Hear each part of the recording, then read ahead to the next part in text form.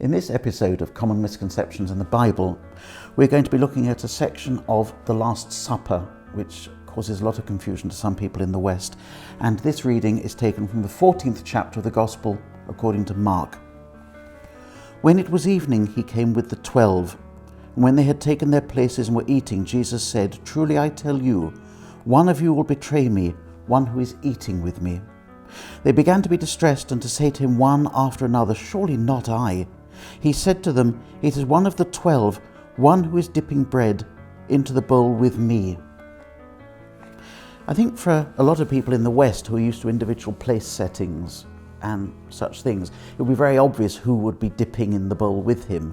And certainly I always thought that Judas at that moment must have been reaching over and dipping in Jesus's bowl, and Jesus was saying, "Look, it's him." Am I wrong? Yes, you are wrong, because if that was the case, why would they say to him, "Surely it's not me"? So if each one is saying that, it means that they didn't know who Jesus meant. So in the Middle East, even today, when we sit around the table to eat, no one around the table would have an individual plate or bowl.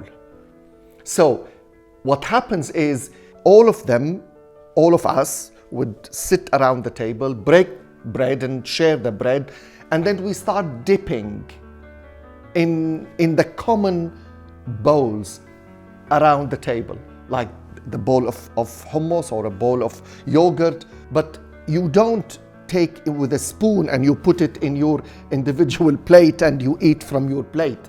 So it's all dips.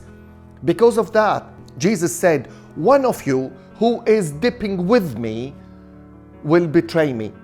Who was dipping with him? All of them. No one specific one was dipping with Jesus in his bowl.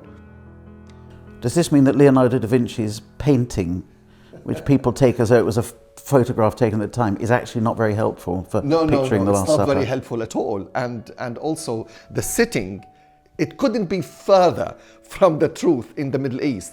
It's like a high table in Cambridge or in Oxford College. Or it's a photo shoot. Imagine you sit with your friends, 12 friends, 6 on this side, 6 on this side, and you try to eat and you try to converse this way. It's ridiculous. It's very far from the truth, especially in the Middle East. First of all, it will be round, and also people would be sitting on the floor and not on a very middle-aged fancy table with wood and cloth and all the bowls, and each one has also a roll Yes. On it. So it's nothing is like the culture of the Middle East. So everybody was dipping with him. Because of that, everyone thought, does he mean it's me? So the doubt that he created in them, he meant it. He meant to create doubt in all of them. So this shows that if we want to understand the Bible, we need to understand the culture of the Bible and not try to make it taking place in London, New York, Hong Kong, wherever.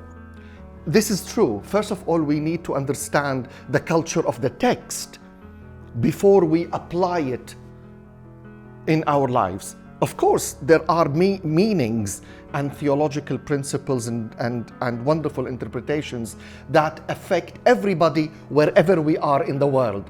But first of all, the text itself has a culture we need to explore and we need to understand.